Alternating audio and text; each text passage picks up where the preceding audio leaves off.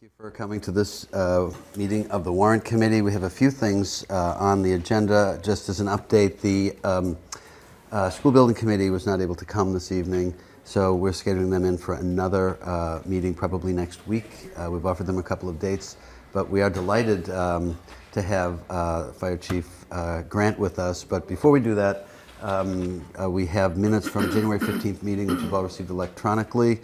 Do we have any changes or amendments to those minutes? If not, Chair entertains a motion to accept. So moved. Have a second? Second. Any changes, any discussion? If none, all in favor? Aye. Thank you very much. We still have 2 meetings to come up with. Lynn very, very diligently does a beautiful job. And as she was absent from the last meeting, has been looking at the video of our gripping Warrant Committee meeting of last week, and we'll have those minutes for us, I think, at our next meeting, so we should be totally up to date. Item on the agenda, we're delighted to have Chief Grant to come and give us a briefing about the fire department budget. We had the fire station building committee last week, and Brian and Paul did a tremendous job. We compliment you all for the job that you're doing, and we're looking forward to seeing the end result. But thank you for coming. Thank you. Thank you. A lot of hours going into that committee, and a lot of people giving a lot of their time. So. Absolutely. Well, you can tell because it looks like it's very well crafted, and there's an enormous amount of thought going into it because there's no easy answer to many of these questions, right? It's very true. Yeah. And I think you know, the architects and the OPMs are really doing a nice job for us at this point. Yes. Okay, so we have a fire department budget that you've submitted.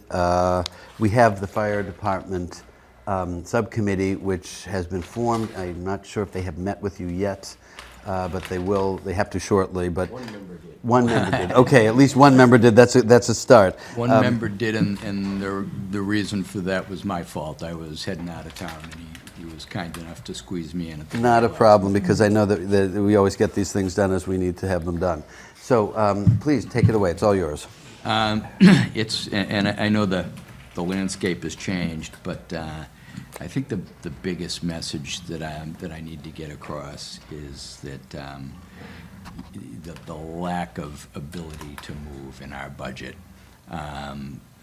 I think, and I didn't go back and compare, and I probably should have. When I first came into the chief's office, I believe we were just over 90, maybe 91% of our budget was personnel. As we sit here today, we're at 95%. I can recall, and don't hold me to this, but somewhere along the way in years past, reading that on average a professional, fully staffed fire department should be around 85% personnel.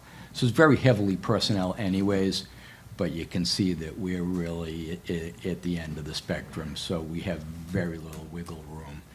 And as I've said to many of the departments, or to the warrant committees over the years, the way I word it is that we are truly staffed at ground zero.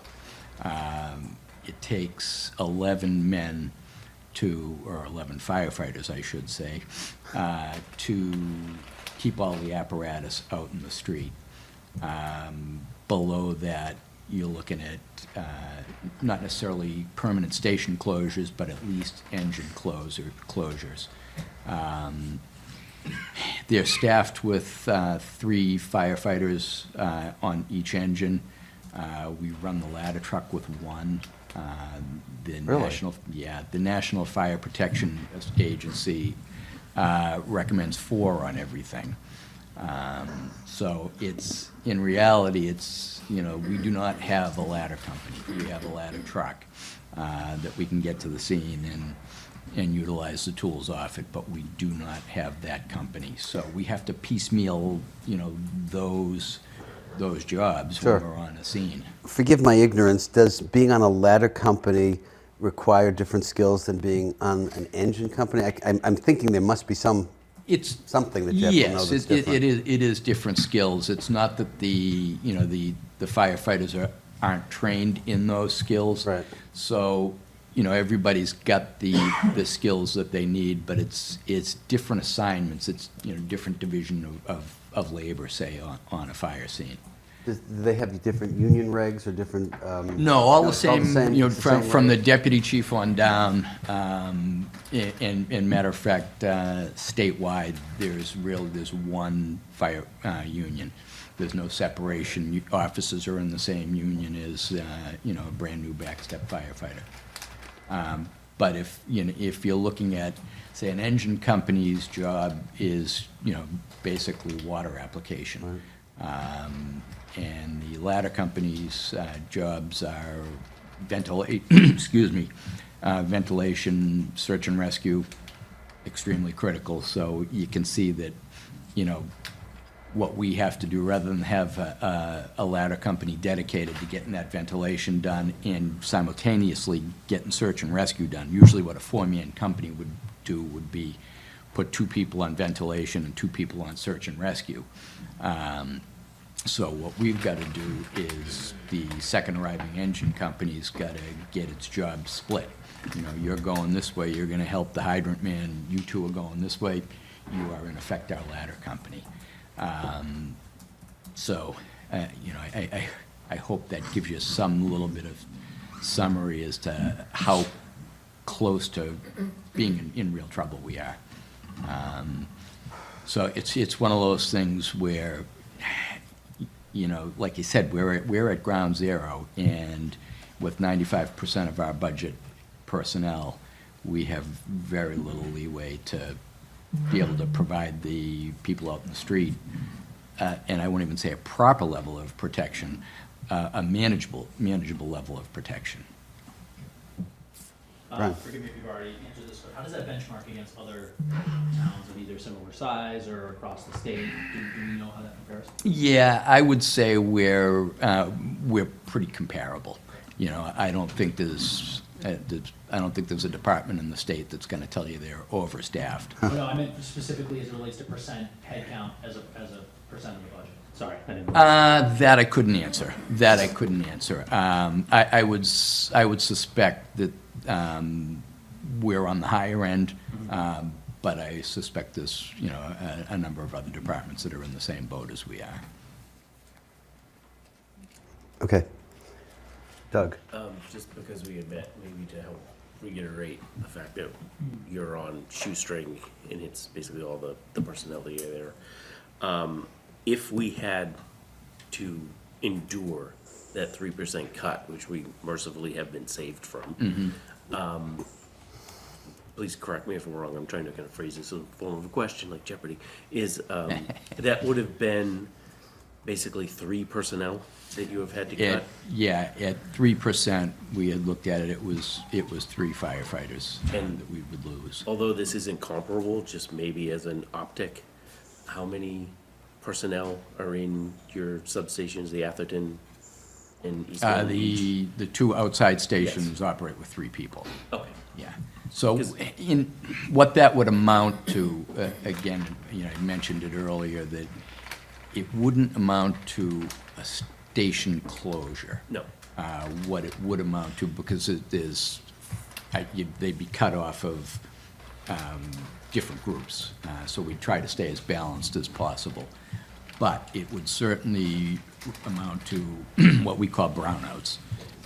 You're going to have to gauge your overtime throughout the year, because if we hit 0, we're certainly going to be in a whole lot of trouble. So we've got to measure that out and start closing companies down, throughout the year.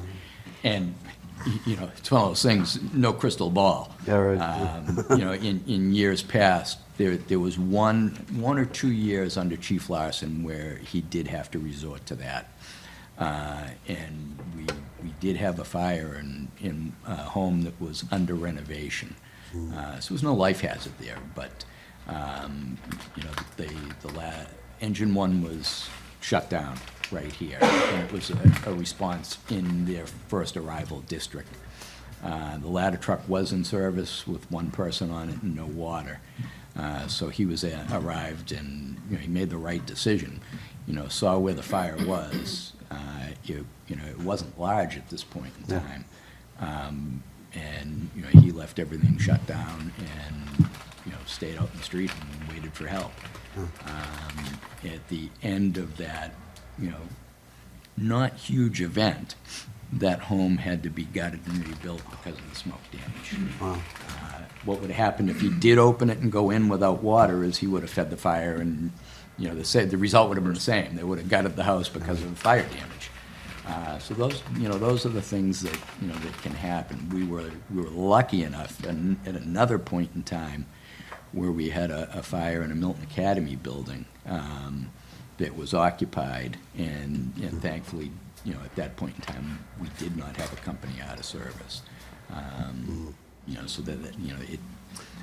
John, you had a We have question. guys that would like, you know, they would like to give you that, you know, the sky is falling approach. Yeah, yeah. And I just don't like to get to that. Yeah. So And we appreciate My we that. were hyper- fully staffed my that day, hy- but we dodged a bullet. Yeah, my hyperbole aside, I just wanted to more illustrate that your Yeah, department yeah. simply cannot sustain cuts. We, Right. yeah, we, you know, we Safety really sake. can't. It's one of those things that if you, and I hate to do this, but I'd put it to you that if we're not gonna come through completely unscathed town-wide here, you know, I hate to pit us against other departments, but, you know, we really need to keep our budget where we are. It's, you know, we were cut so deeply back in, you know, the late 70s, early 80s, you know, that we're there, you know, we get nothing left to give. And it's one of those things, that if we do see those cuts and do see a closure, you know, the town's structured that, you know, there's gonna be some serious implications. There's gonna be injuries, there's Clearly. gonna be potential deaths, and, Yeah. you know, they may not come, you know, 2 years or, you know, 5 or 6 years from now. It may be 10, 15 years from now, but, you know, if we're running way, you know, below where we are now, it will cause us issue. Yes. John, you had a question. Chief Grant, so would you need like 2 more firefighters per group to man that fire truck? I mean, the ladder truck with the driver? Yes. It's, you know, I've had discussions, you know, with different people in town, that, you know, if you ever got to the point where, you know, you're on a little bit of an incline and you can increase over time, that it would be exactly that. I wouldn't look to staff it up to the NFPA standard.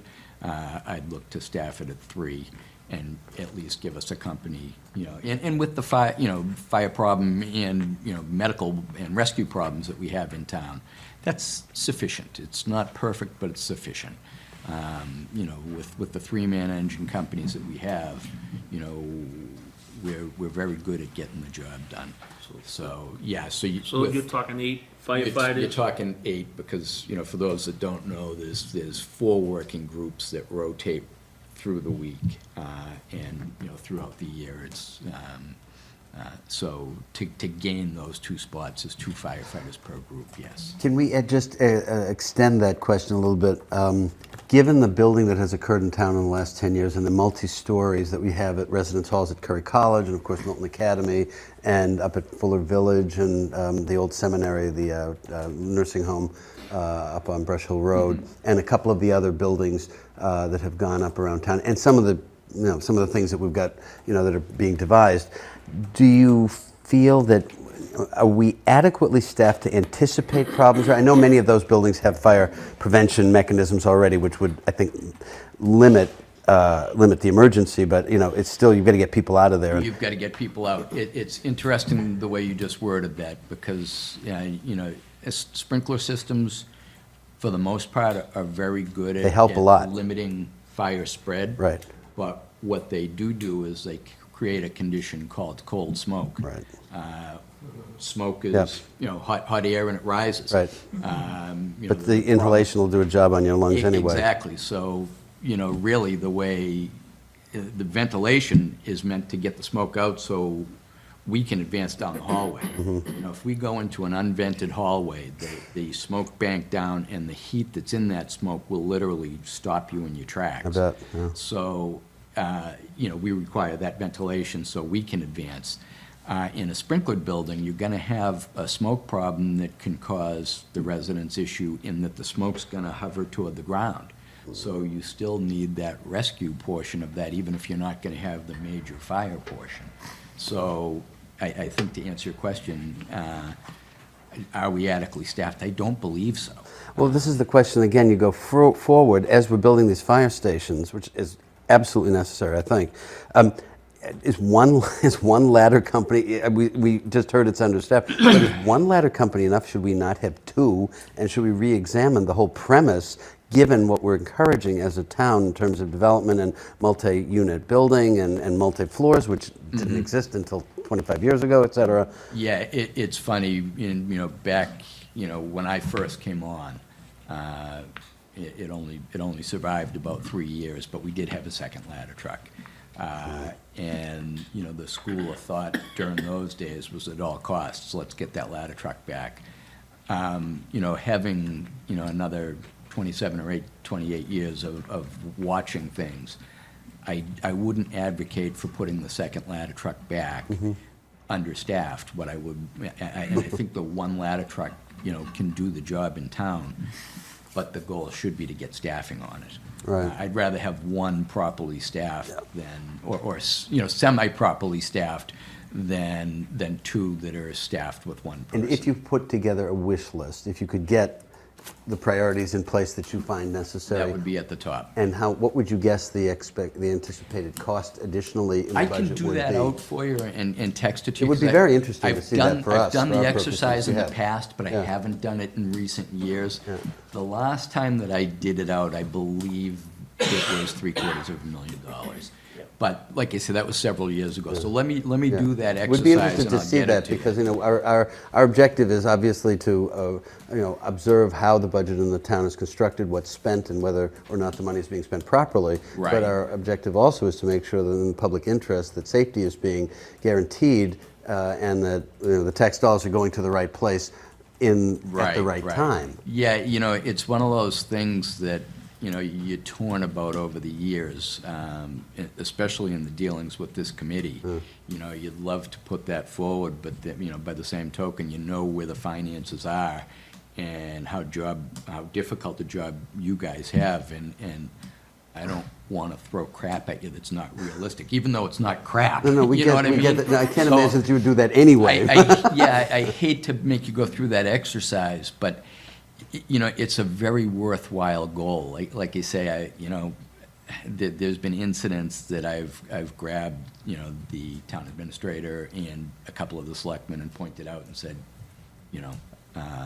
here's why, Well, when we're Here's the talking reason about why we public need safety. this. When we're talking about public safety, I think everybody around the table, and certainly most of the residents of the town, would agree that we want to be sure that it's being properly administered and that the resources are in place should they be needed. Now, of course, we all see the budget. We all know that money isn't endless, and the town treasury isn't a bottomless pit. Yes, it'd be great to have. It'd be nice if cows gave beer too, but we know that isn't happening. And the reality is that we have to observe, in the public interest, what we have to spend and that it's spent properly. Now, if that means reallocating from time to time with the approval of the town administration and, of course, the town meeting, that's something that we really want to make sure is happening. And this committee certainly isn't afraid to look at that and to make recommendations that would be in the public interest.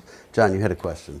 Plus, if you look at that ladder truck, it's a big truck for It is a just big one truck. man to drive or one woman to drive. It's just a lot of truck, and I was very lucky that they've been doing it with just one firefighter. So how does it work? I mean, I remember as a little kid seeing the big ladder truck with somebody driving and somebody in the back that was, I think, steering the back wheels. I don't know if that happens anymore. That does happen. We've never had it in the town of Milton. And surprisingly, those trucks, even though they're bigger, are designed for tighter spaces. Unbelievable. And the person that's in the back is help steering around that Yeah. corner.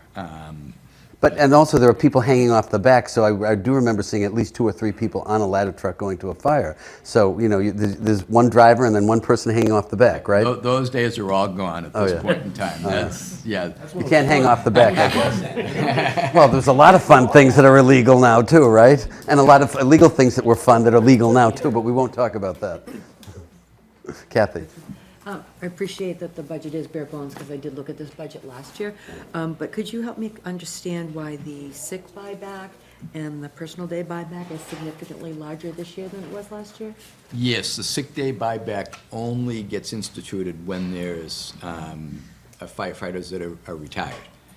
So there are times when it's actually zero. Yeah. And then there's times, and this Okay. time here, we have 3 that are in retirement. And the way that works is, if they know they're retiring and want to let you know they're retiring, Right. they let us know, and that money goes into that budget year. If they don't let us know and then retire, it would go into next year's budget anyways. So that's the reason for that increase. Okay, and then on the education line, there's a significant bump there as well. So, the detail that's supplied is great in terms of like what that goes towards, but are all firefighters trained on these same things every year, or are they cycling through? Like, They're so- cycling through, Okay, which so is like why. hazmat, some of them go this year, some of them go the next year? Hazmat's different. Hazmat is something that they all get, they're all trained in, and they all get that stipend. Okay. The actual educational stipend is based on the individual. Yeah. It's paid after, I believe, I haven't looked at the contract language in a while, but it's paid after they've got 9 fire science credits, and then it's paid up through a bachelor's degree in fire science.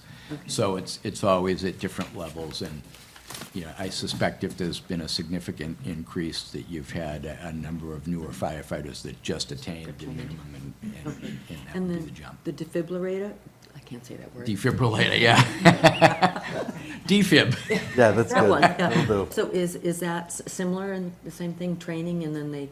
or- Training, and then everybody gets it, yeah. Okay, and- Yeah, and you'll see those are all level funded, and those are some of those fringe benefits where, the stipend was negotiated in, Yep. and then they really don't get revisited very often. Okay, So that once they're in there, they don't see a whole lot of change. okay. The EMT stipend did just change recently. Okay. But, there's some that they go after pretty much every negotiation session, and then, they'd love to increase all of them, but there's some they just know that, they're gonna be Take a batting little their bit. heads against the wall. So, Yeah. yeah, they tend to stay the way they were. Okay, and one last question, professional services, what does that entail? Let me I was glancing through that today. I usually sit down with Patty and go through all those little line items. Professional services, I believe, is maintenance of different equipment in the offices, the printer, and there may be a little more to it. So let me ask her for a full description, and I'll get that to you. Great, thank you. Like I say, I normally sit down, and I every year I say that I'm gonna sit down with Amy and retitle all these, because there's a lot of them in there that just don't make any sense. Right, they get bucketed differently, yeah. Yeah, and, they've probably been sitting like this for 50 years, I literally thought of that yesterday, and I can't go talk to Amy right now about that, I'll try to grab her in, mid-July or August on it. Yeah. Great, thank you. Any other questions for the chief? John? Jack, I wanna give you credit, you and your men and woman, for saving that gentleman on Robin Street. That was a great story. That was in the Runner too. Very good, appreciated, yeah, Yeah, very very- much appreciated. Yeah. It's funny, I'll say, for a lot of the stuff that we do over there, the guys don't get enough credit for. And, and we're kind of all the same, we just don't seek that out. And the other end of it is that you look to the fact that, it's somebody personally who's suffered, and you don't want to bring that name into it. So we just don't advertise that, so I appreciate Very that, I good really story on do. Robin Street. But the best sight of all is when you go by all 3 fire stations and every truck's parked. And they're all, That is a good sight. And I don't mind them parked for 2-3 days at a time. it is, it's one of those things that is a good thing, but they're, as we all know, they're not always parked, and I appreciate, every one of these warrant committees, and I've had different relationships with warrant committees. Sometimes they've been very good, and sometimes they haven't been good at all. But I always appreciate what you guys do, and, always try to get across that, we as a department can be kind of out of sight, out of mind, because we are through closed doors, but And you're doing know, a good job of what you got. Absolutely. You know what, they do a tremendous job with what they have over there. It's remarkable, particularly given the construction of the town, that, Yeah, one fire yeah. it could spread very quickly. Through the different iterations of, the building committee and the study committee, it was really the study committee, and the early data was realistically me running around with this and stopping and timing it. It's amazing that, 100+ years ago, how well they positioned these fire stations. We really, cover the town well. We are positioned at an A level. We're not staffed at an A level, but we are positioned at an A level. That's a good start. Yeah. It really does. It really does. And you know what? That's part of the reason that the guys do as well as they do when they get on scene, Kathy, you had a question? Yeah, I know I already said one last one, but this is it. Under the section we have all the grants and the other available funds, where in this category do we see the money from Milton Academy? So through another department, I was told that you guys got $10,000 from Milton Academy? I'd have to go back and check. I think it was probably 7,500. And let me double check on that. I'm not sure which line of those. And is It would be it would be the main one. The Coombs one is just segregated. That's only money from that fund. And did you get any kind of indication that was going to be a repeat gift, or is that a one-time? I believe this is the third year that they have done it. So, we have nothing in writing, but they seem to be making an effort to. That wasn't something I was aware of. No, that's nice to know. Yeah, they, like you say, this was the third year that they've done it, so, hopefully that'll continue on. And they have our thanks. John, did you have a Hey, question? Jack, is there any way you can, educate the town meeting about that ladder situation? Yeah, certainly. Yeah. Say how dire, 2 extra Yeah. personnel would help the town people out. Yeah, sitting, no, I sitting could- here listening, it's kind of remarkable that you Yeah. get it done with 2 people on Just the that. size of that truck. Yeah, for well, one guy. actually, that's with one person on. One person, Yeah. Every now and then, if we're fully staffed, you might get 2, but we're so very rarely fully staffed. Again, I said there was 11 to get us out the door. With sick time and injury time and vacation time, we're just not there very often. From the minimum to the maximum, we're staffed at 13. And so we don't have a lot of leeway before we get to that minimum. well, this prompts the question, what I've often called the Chicken Little scenario, when the sky really does fall in and you have 3 major catastrophes at the same time, God forbid, what do you do? If you have, a disaster at Milton High and, Fuller Village goes up in flames and, something disastrous happens on the expressway and you have a firestorm there, what's the contingency? I'm sure there is one. There's a good, very, very good, actually, mutual aid plan in place. But that takes time to get Yes. rolling. So, you're gonna, the emergencies will get mitigated, Yeah. but the damage and the effects will be extended, and let's be honest on that end of things. If the sky does fall, even the city of Boston could be overwhelmed in that course, yeah. regard. So, you can't account for everything, but it's one of those things when we do talk about the station placement and keeping everything in place. And if we had staff, I could provide the data for you. But we're out the door, everybody at the same time, a relatively significant enough amount of times to make it concerning. That thought of having an engine shut down, even for a tour, you cringe at. There's particularly in snowstorms. You'll have all 3 engines out on an incident, and occasionally you'll have the ladder truck respond to an incident that normally is handled by an engine Company. I can recall at one point in time, myself and the fire prevention officer, that we just happened to be in certain places, and we jumped in and took a call. So, these things happen, and they happen, not on an everyday basis, but they happen enough during the course of a year that, we're at ground zero. If we dip below, we are really in trouble. Doug, Well, did you have a just question? to piggyback on that, just remind everybody, was a year or two ago, the North Shore, all the gas lines went up. All right. I believe you guys were called in to go help cover that, too. What they instituted at that point in time, that's when you're really overwhelmed. Right. So you have your mutual aid plans, which take you up through 10 alarms. And then, once you've exhausted your local mutual aid agreements, they go into what they call statewide mobilization. And you have task forces from around the state going out. And that's what happened in that incident, that, So there you was guys- days and days of task forces going out there. You still had to have personnel covering Yeah. here, help cover other Yeah, towns, so- and do all that on, Yeah, so that's, You were that's working manned a by, lot of you overtime on that stuff, you hire so- an overtime Yeah. crew and you send it out, and it's So- money well spent, because Yeah, if but- the day, Yeah. the time ever comes where you need it, So- they're coming back. thank God it's a bit of a black swan event, but it's still. Yeah. It still Yeah. happens, and that's. It still yeah, happens. All you Yeah, need is and- one, Prepare right? for it, so. And, you look at that and, you say, they kind of got to, but there was death in that, there was death and injury, yeah, and, what's the cost of doing it wrong, Yep.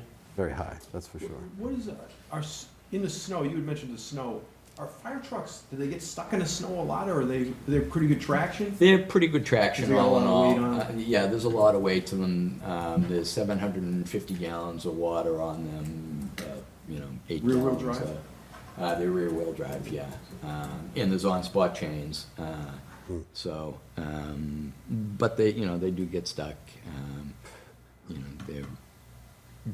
We haven't, that real bad year, I was getting phone calls that they were stuck. If they were stuck pulling over and getting out of someone's way. And, it didn't affect us, but, you have to be careful.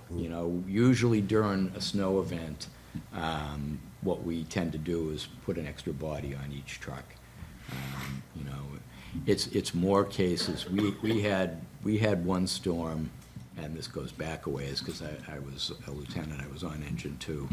We had 3 serious medicals back to back, and, we shoveled our way in to each one of them.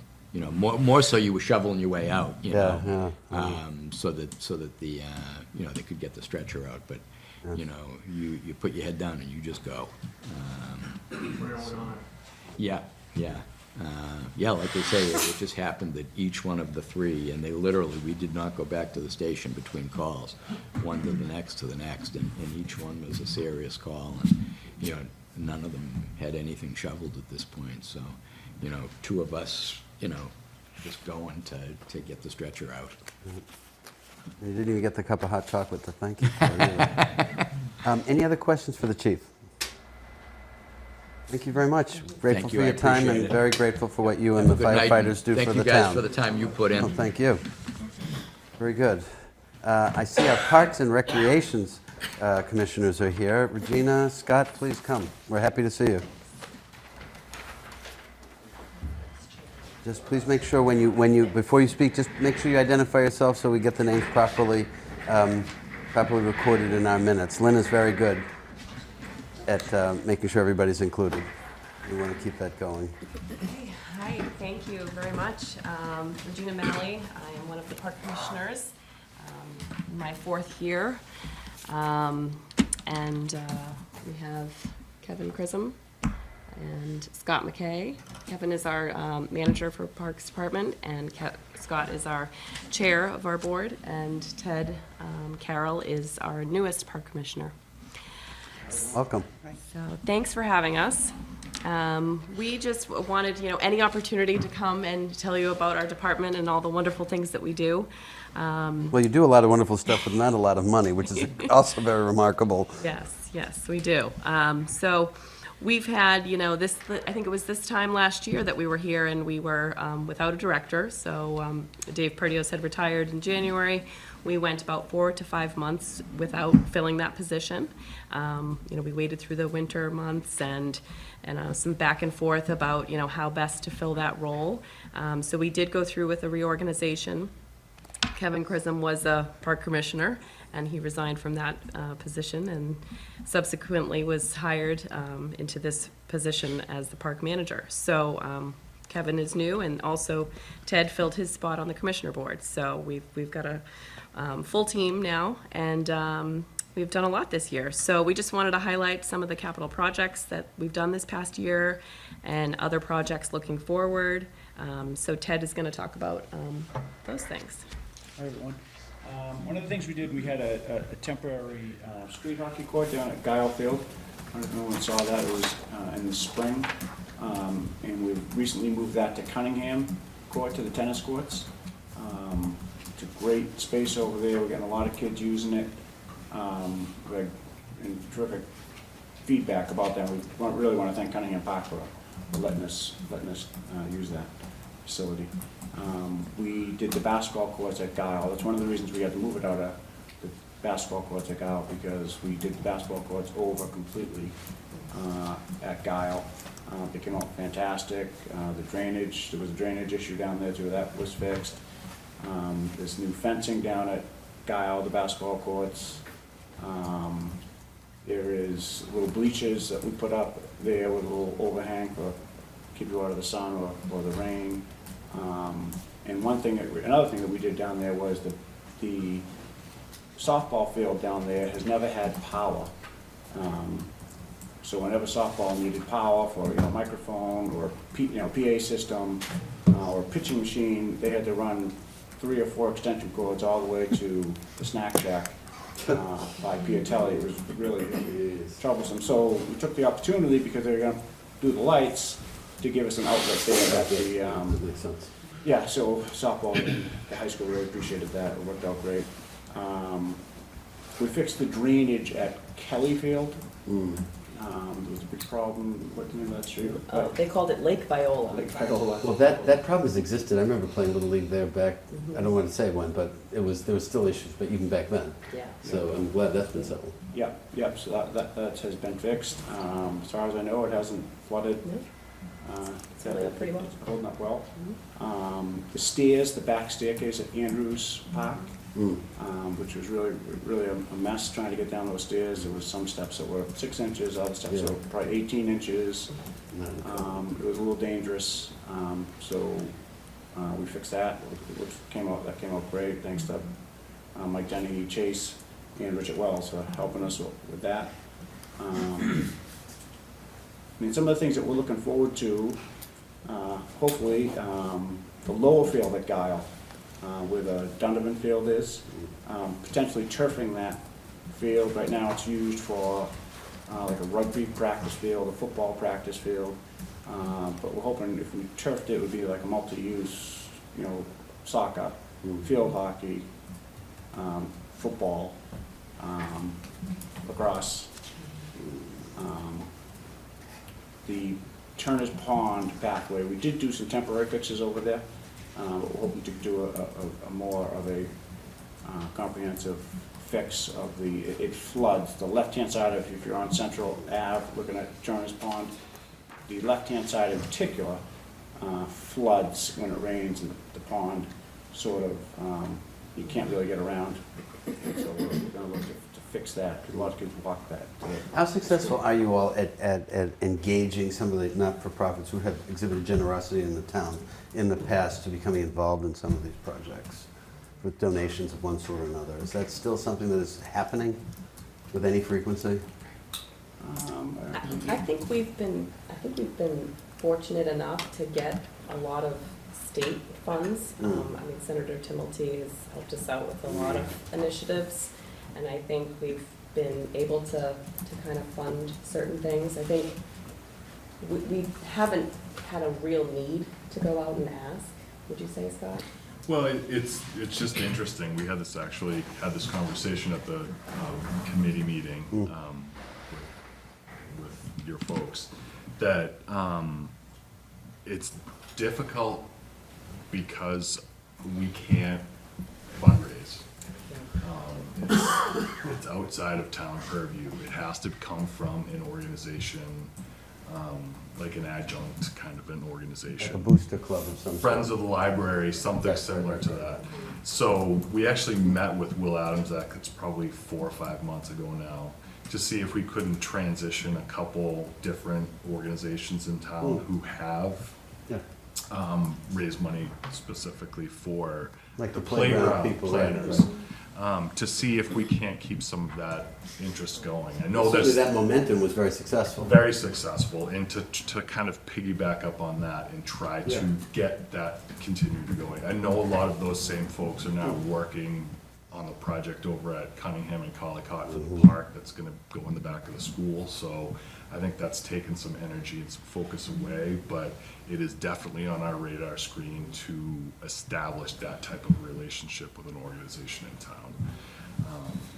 Done. Did any of your members ever go to Milton Academy and ask them to take care of the Churchill's Lane playground? I heard of that last. I brought it up. It's not a big park, they're right there, Yep. and their property's pristine. I I don't think that, understand why they wouldn't even offer to go over there and take care of it. It's not a big deal. I think that's definitely worth. But I don't think no one ever pursuing. even asked them. Yeah. I think they would have to offer, you can't, as he was saying, I don't think they can go out and directly ask. It would have to be We can't. a supporter, As or partners. Milton Academy has to volunteer, they can't ask directly. They can't solicit. It's a good idea, but So, I just don't think yeah. they're allowed to do it. They're not in a Directly. position to do it. Although the academy They have did, some parents that are active, I would, Yeah. Yeah, Yeah. somebody should go Yes. ask. It's a Maybe good doesn't idea. hurt to maybe ask. the request could It's not a certainly be big transmitted. playground. Yeah. and it's not, They need nothing for them to go over with their mowers and make it look beautiful, fertilizer for you, aerator for you.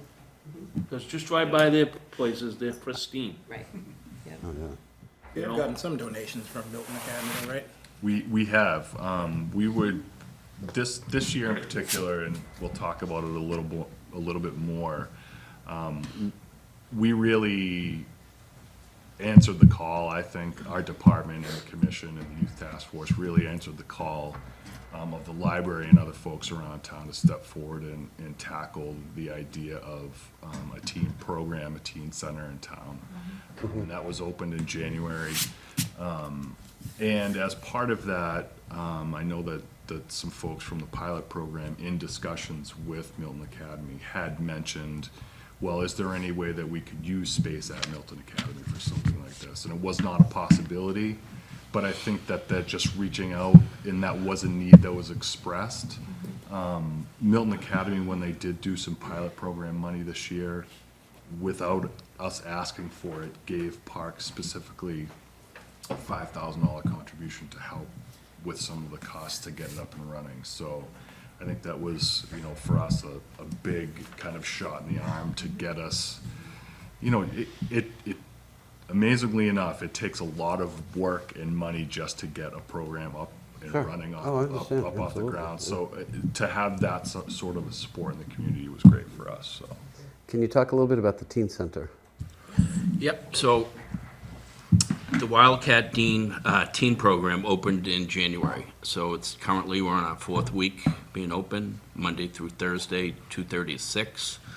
We're averaging about 25 to 30 kids every day. This week especially, new faces, which we were really hoping for. Bunch of new kids coming in. It has everything in there. It has Xbox, Nintendo games, pool table, foosball, air hockey, ping pong. We provide snacks for the kids, and it's just a place for them to hang out. They can do homework, they can talk. The groups that have been coming in are really, really good kids. They're well behaved, no problems whatsoever. How is it staffed? So we have Mark Pendarvis is our teen center coordinator, and I'm usually there every day for at least a couple of hours, and we hire 2 high school staff as well. So this past year, this program had a concept And within the past, I'd say probably 16 months, it really kind of took off. And the church, First Congregational Church, stepped up to do the actual physical construction, put about $450,000 into renovating the space. That is something that it's the church paid for. They have their own space. They use it for other things. And there was a little bit of money, I think, in the select board's budget that was left over from things that didn't happen last year. And Mike Dennehy stepped up and said, I will fund this teen center coordinator position for this first year to get it up and running. Good. We have an operating lease that was signed by the select board as well with First Congregational Church for those specific hours. They let us go in there a little bit early for setup and let us stick around afterwards and clean up. We also used the town's facilities guys to help us clean the space over there. So those are some of the commitments that we made to the church to keep the space up and running. We split the cost of the equipment roughly 50-50 in the space. The church did provide some things that they had in there before, but we kind of supplemented some of the purchases of equipment for the space. So I just wanted to kind of, Parks hasn't always had the best reputation in town of working with other folks. And I think that over the past 2 or 3 years, we've really tried to re-engage with folks. And, you know, Andrew Stairs is a perfect example. It was a project that we didn't have the money for it. We were able to fund some of it. Mike Dennehy stepped in with DPW. They funded a certain piece of it. So I think that we've kind of turned the page and we are moving forward, working hand in hand with different organizations in town. We're always looking for new opportunities, like you said, to kind of expand what we can offer. So, If you had to put together a wish list for the next 2 years, what would be on that, would you think? A new dump truck. Some new mowers. so for me, we have Turf field, sorry. Yeah, Jeez. we Thank you, Regina. split our kind of the way we think about things, surprisingly enough, to parks and recreation. On the park side of the house, we spend a lot of time and energy looking at the assets that we already have and saying, what can we do better? Yeah. You know, we only have one turfed field in town, and that's run by the high school.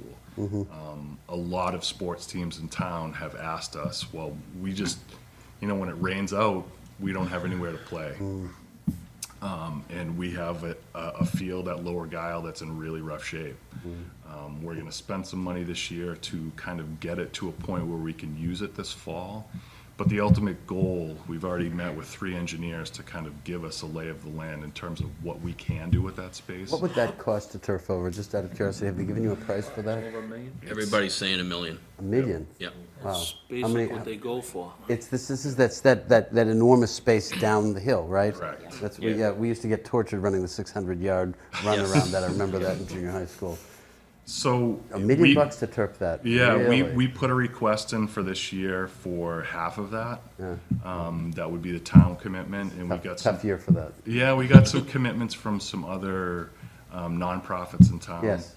If Would be it's a using shared that expense, space. I think we may be able to make some headway if there were others who would participate in that. I think the town, unfortunately, given the priorities that we've got with the schools and the fire and all the other things going on, And I think be hard that's, to do. that's the concept is Right. that the private organizations would pay for half the time. This is one of the reasons why I asked the question about mutual cooperation among not-for-profits who like to do things of this nature, who have been generous in the past, who have made the betterment of the town through improved physical plants and gifts of this nature, may step up and continue the generosity. Well, I always say that this town wouldn't run if it didn't have volunteers. No question. You know, you all sitting around the table, Well, all at of you least as 3 well. of the 4 Yeah, of us. absolutely. One's on the payroll. It's the right thing to do, right? And it's the same with our sports fields. If we didn't have, you know, baseball involvement, Piatelli wouldn't exist, you know, and we're looking to continue that with Lower Guile.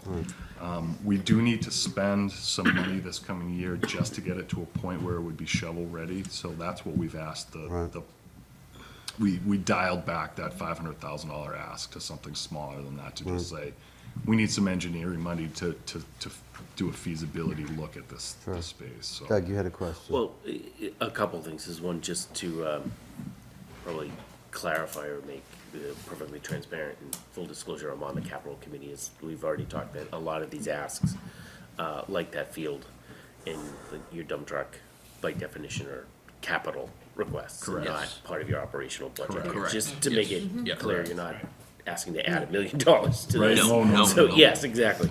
So just so that's clear, so it's under Sure. consideration and things. But my other question is for the teen center, you have 2 high school personnel. Are those volunteers, or are they part of like their community service commitment, or are they paid? They're paid staff. Okay, so they're just straight paid staff. Yeah. Okay. We thought at the beginning, we need people to show up consistently every day, and this is the way to go. Okay, no, yeah, good. Yeah. Thank you. John? Just wanna commend you, your staff does a great job for what they're doing, they're always working hard. But can you address all the islands that you maintain, other than just the parks? The islands, The other areas that you maintain, other than parks? well, 115 acres that we Right, but maintain. Down around Pagoda Circle, you Go to- maintain that? Yep, Pagoda You do Circle, The entrance Turnus, from the expressway, that island there. yep, No, just let the public know. sorry. So Turner's Pond, we take care of. We mow at Pope's Pond, we maintain it. We don't go around the path in the back there. Pagoda Circle, which is the other side of town in Milton, we take care of that. Police station. Police station, Greenfield. Crane Field in East Milton, jeez. Can't for- The wharf, we do a little bit down there. When you say you need new mowers, I mean, what does the fleet look like at this point? Old. Fleet. Old, all right, I get it. But how old and how many would you need, for example? Right now, we're asking for one. How many, if you, Ideally. again, the wish Ideally- list concept, I'm curious to hear what, Yes, yeah, and are these the rider mowers? yeah. They're all rider mowers. Stand right? behind. So how many would you need if you went in a perfect world? 3? Right? I mean, I think across the board, and you're gonna find this with every department, is that you ask for what you need.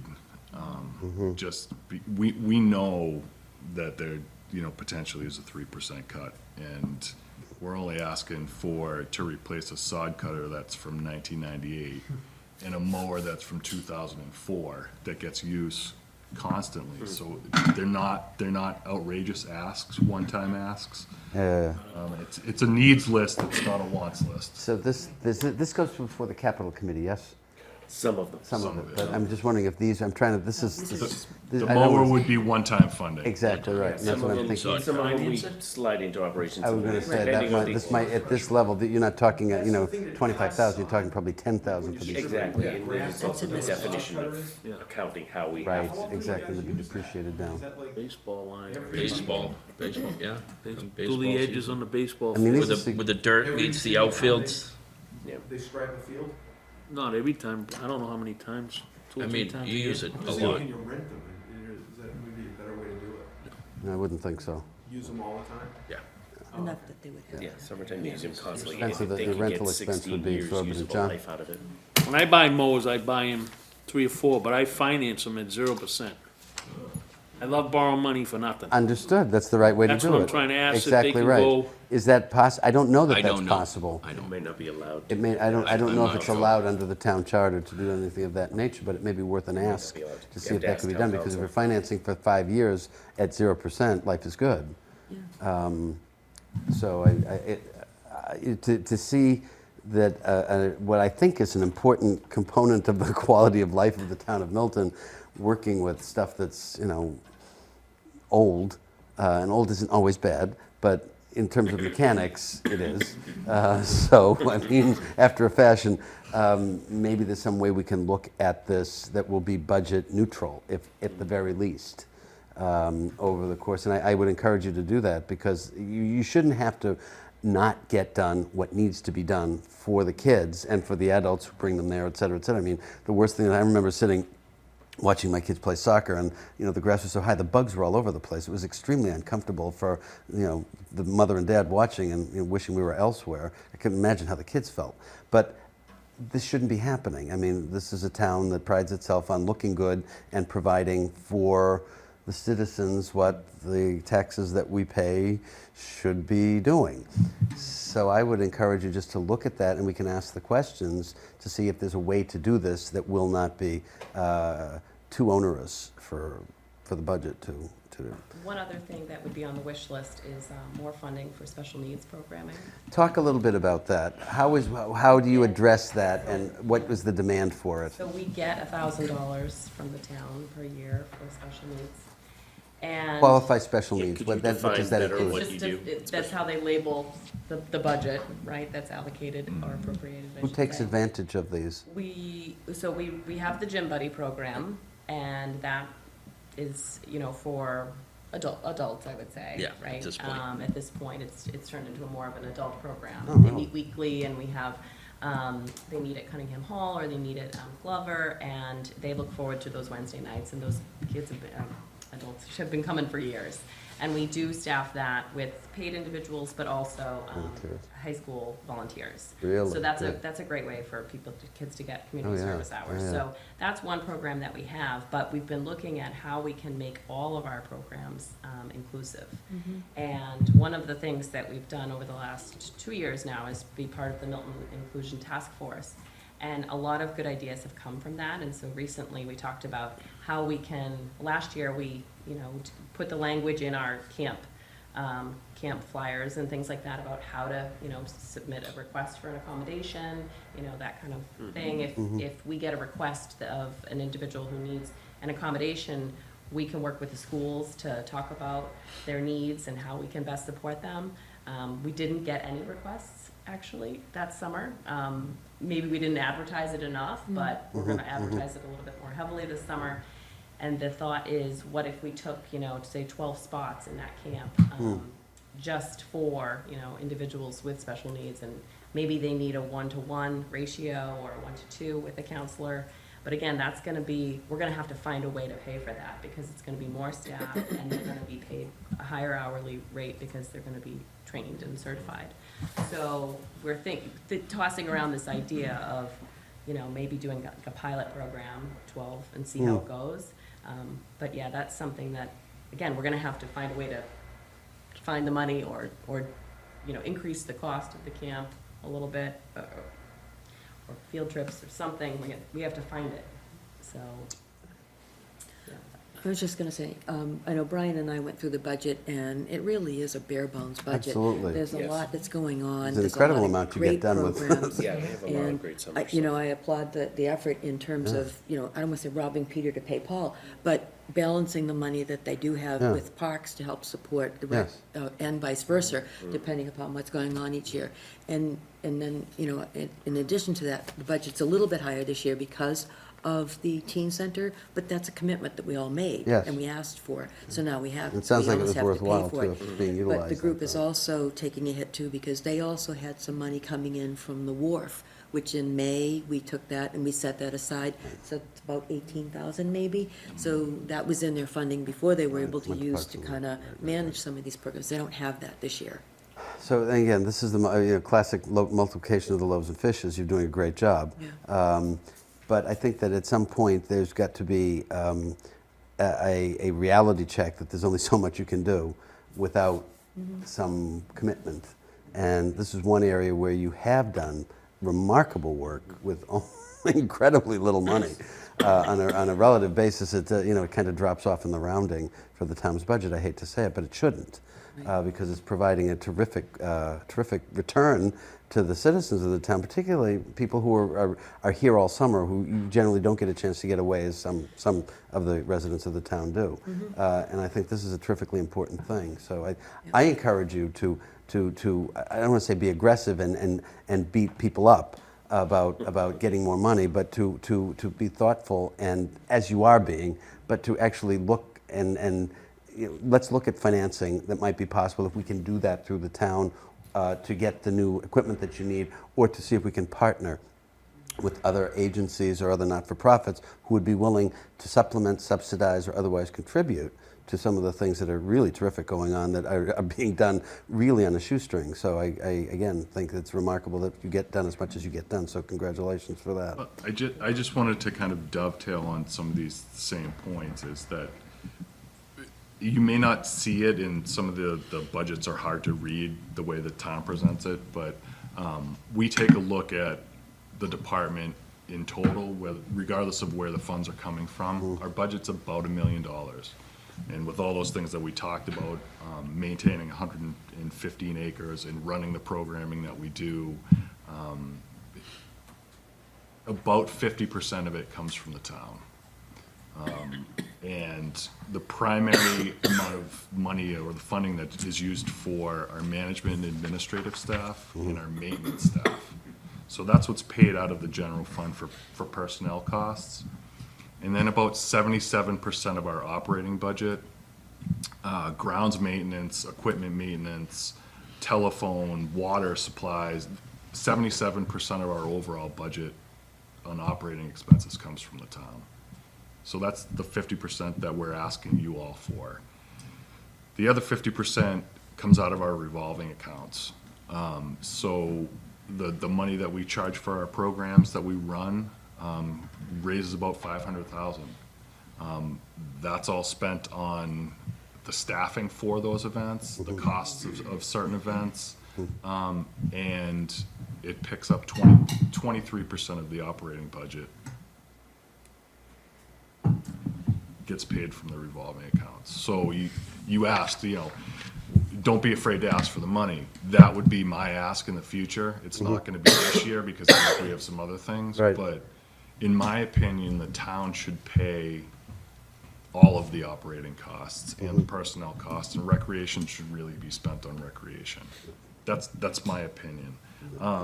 But this year we did take a step forward. I mean, we made the commitment to open up the teen center, and our budget has gone up. Our request has gone up about $60,000 from last year, and that is primarily the teen center coordinator, the 2 high school kids that we talked about, and the operating expenses for the teen center. But we also added an additional facet to that, and I think it's worth mentioning that we don't have a place in town for teenagers on weekend evenings.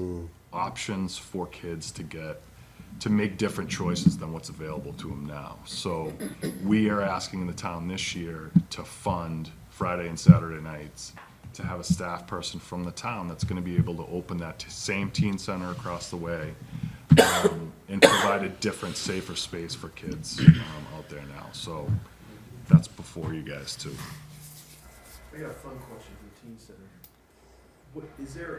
What activities seem to be most popular in the teen center for the kids? Xbox. Madden. Madden. There's a line for Madden. Madden football. So they're totally electronic. The pool tables. They get used. They do. I was just curious if they like the old school stuff. They or do. no. Ping pong, pool table, air hockey, yeah. But the electronics are big. Electronics is. We really thought out, well, first of all, we had a ton of input from teenagers. We didn't just open the space and kind of think about what we wanted to provide them. It really came from the kids. We had several focus groups that really told us what they wanted, so we tried to meet those needs. But we have charging stations, we have a karaoke machine, someone this past weekend brought in a popcorn machine, that people were able to use. So we're really trying to kind of meet the kids with what their needs are versus trying to jam more programming down their throat. God, it So sounds like a fun place to have a teenage birthday it was. party. I had fun this past weekend at the great. grand opening. And the fruit center is donating fruit every week. Isn't that Oh, great? that's great. Yeah. This is the sort of thing that I think is really, Yeah. really positive. And that they also have that- Mike's 5K run, huge donation, and the Davis Foundation also. And we bought karaoke machines with that, TVs, Xboxes, they nice. were awesome. And this, like I said, was all unsolicited. people just knew that the teen space was gonna come open and came to us. Like, we didn't make any of the asks for this. Have you guys put this in like the town paper, you know, that it's open and we've done this Oh, yeah. with the help of all of these people? They've all been recognized pretty publicly. Okay. Yeah. They made one of those big checks and gave it to us this past weekend, so. Why not? We had a big sign thanking all the donors. Yeah, we had probably 100 people there on Saturday. Oh, that's awesome. We had a lot of fifth That's really graders good. that came in Yeah. because their kids are gonna be in sixth grade next year, and they were really excited I about it. bet, yeah. We had even young kids just to see what it's like. Is it in the basement of the church? Yeah, which has been made handicap accessible. Yeah. The entrance. Yeah. So you know it's having It's knock-on beautiful. effects too. Yes? The library is reporting that they're seeing more high school students enter into the spaces of the library and less teens just hanging out in the library, the ones that are there doing their homework. But their other problem that they've had in past years of teens just using it as a space to hang out, Yeah. they're seeing a lot less of that because they Now utilize they it. have- yeah. Yes, exactly. And they're seeing it more devoted to the kids who are there to do homework and higher levels of high school students using the library. So it's Kind helping of on everybody else. the theory behind, we had a lot of sixth graders first when we opened. And those sixth graders are gonna be seventh and eighth graders. And we're hoping to drag the earlier kids in. And ultimately, when those kids get to high school, and we have funding for the weekend programs, it's gonna be a natural transition for kids that we're starting a cultural change now, just by this one program. So we're hoping that that's gonna pay off That's good. dividends. I think it's starting to work. Could you develop that into a leadership program for the old folks? Why You not? know, as they progress? Absolutely. Why not? The sky's That's a the great limit idea. on it. It's a great idea. Any other questions? Thank you very much for coming in. This has been really Thank you, helpful. guys. We're very great. And keep Thank up you the very good work. much. This is really inspirational. George, Yes, sir. to your point about the Curry College, here a church gives $450,000. Yes. Just I'm- there. it- And those guys are sitting there on their hands. It is not well- lost on And me. the use of their own space. But that was their own space and they refurbished it, so they're allowing us to use it too. So it's not like they gave. But they did make it available. Yeah. I mean, And that would help. Sounds to me like we're They didn't have occupying to do the it 5 days a refurbishment. week. Yeah, it seems They like we're probably getting some wanted good to, use they out of probably it, for didn't sure. have to. Yeah. Right. So I think this is a very positive thing. And these two presentations are interesting on two levels for me, that, you know, we have the fire safety, which is something that I think we all take for granted because, you know, we don't see huge, I mean, fires as have existed in years past when people, you know, had candles and were heating with fireplaces and things. I think the incidence of fire has gone up, but the toxicity that you get from, you know, fires that happen now and smoke inhalation and all this other stuff, and of course the buildings being much bigger, I think that we are in our town, I think we're kind of lulled into a sense of security because we haven't had disasters of this nature. God forbid we never do. But to be prepared for them, I think, is terrifically important. And understanding that we are funded at really a bare bones level is an area that, you know, they're to be complimented that they do such a good job, for that Absolutely. matter. John? But it's eye-opening when you see a fire in Boston, they got 30, 40 Companies. Oh, personnel yeah. there. Oh, yeah. These poor people show up with 11, Yeah, right, exactly. It's, but they automatically usually have 30 or 40 Yep. right off the bat. yeah, it's a different setup, for Different sure. scenario. Very We've different looked at setup. it in the past, Yeah. the subcommittee, and it does take, I mean, the way they do the personnel, Yeah. you have to hire like 4 people in order to have that one person there available 24/7. It does cost about $650,000, $750,000 to have that one position Yeah. filled, because you have to hire 4 people. Yeah. Well, I mean, Fortunate, this but is we this didn't is all find the stuff need that to the town recommend it meeting, previously. I think, is aware to some extent of this sort of expense, and that the town, I mean, to look at the budget of the fire department is to say, God, we're getting an incredible deal for not an awful lot of money when you really look at it when push comes to shove. And, you know, perhaps we have taken it for granted to some extent. And Parks and Rec, the same thing. I'm amazed at what they do with the limited budget. And, you know, I've joked from time to time, it's, you know, the Blanche Dubois scenario where you survive on the kindness of strangers. And here you have people who are donating, lots of time and certainly funds and things like the electronics for the teen center and that sort of thing, which I think is really terrific. And that sort of partnership, I think, is something that we need to, as a town, encourage. And I hope that it continues as we go forward, because I think our budget is, we all know this, our budget is very limited and there's very little flexibility in what we can do year on year. I think we have to look at a trajectory for a long-term plan, which we've encouraged the town to do, and certainly the town meeting has encouraged the administration to do. A 5-year plan. What do we look like, and what are the needs? I mean, even down to rider mowers for the Parks and Rec group, little things like that makes a difference. Yeah.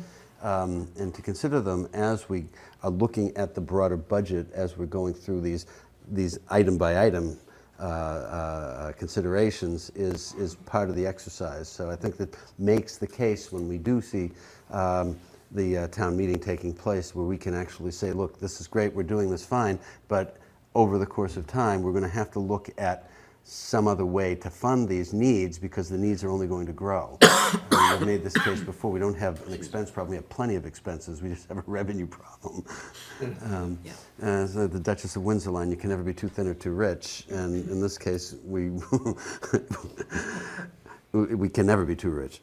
Anyway, do we have any new business to come forward? Otherwise, we can discuss the timing of our next meeting. I propose we have a meeting on Monday next and on Wednesday next to get through the zoning board and the school building issues, because the following week is the school vacation week, and I think it's probably wise not to meet that week, because I think people will be out. John? I watched that planning board. Do they really know what they want? Well, I mean, Oh, seriously, it's very complex. it is extremely, which is one reason why we need Cheryl here to You explain might to want us. to bring Mr. Whiteside too. Oh, God, yeah, well, I mean, John, Alex you has think sat of through doing enough of these. I'm telling you. No, it's, listen, I have to read, The delivery's I have been fantastic. reading note agreements for 35 years, bond agreements and other note agreements for a long time.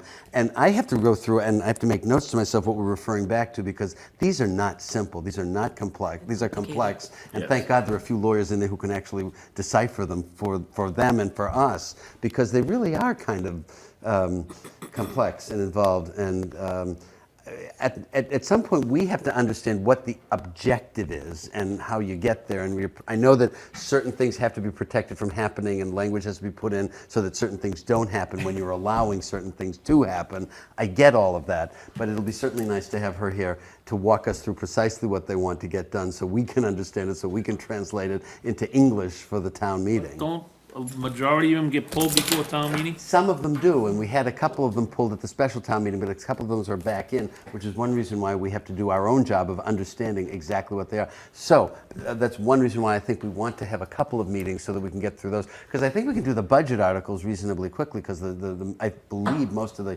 subcommittees have met and have gone through, and we will not have to consider the 3% diminution in budgets, because we got a late Christmas present from the governor, so we will be looking at the level funded budget, which is, I think, extremely positive. We had Mike Dennehy at the last meeting come and deliver that happy news that we got, $1.8 million, I think it was, in additional funds, which obviates the need to cut 3% from the budget. Unfortunately, that still puts us back at a level funding scenario, which again isn't the worst thing in the world, but it would be nice if we could grow with a higher revenue base, but again, we've talked about that before.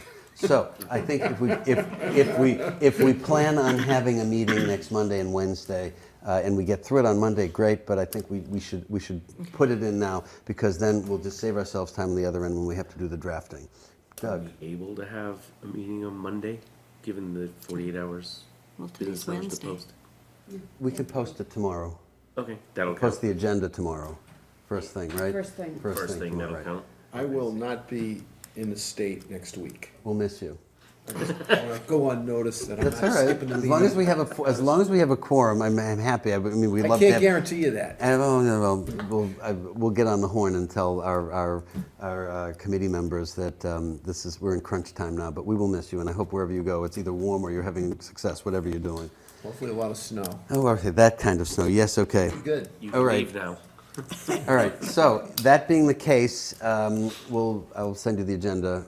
If not tonight, then first thing in the morning, we'll post it immediately, we'll get it done. And if there is no other business, the chair will entertain a motion to, So meetings both the 10th and the 12th. yes. Okay, great. You have to just plan on that, and if we don't need the meeting on the 12th, we'll cancel it. Will there be meetings the week after? The week after, no. No. School Because it's a school vacation week, so. What week the week after that? The week after that, we'll definitely will meet. Definitely will meet, because we're going to have to tie things up. The week of the 24th, we will absolutely have to meet, because we're going to have to start to tie things up, to draft it, to have things to Lynn in time to get to the printer in the second week of Sign March at this point. recommendations, and we still have to Beginning of vote on March. it. Beginning of March. So we'll have a couple of weeks to draft, but we want to get as much done as we can between now and then, which means we really have to understand some of the more convoluted articles. I'll use that term for lack of a better one. We're gonna have to start voting and come up with recommendations Yes. and then assign them and Yep, write them up. that's going to be the business for the last week in February. If Move there's... to adjourn? Yes, do we have a second? Any motion, any discussion? Thank you all in favor? Aye. Thank you all very much. Good night. See you next week.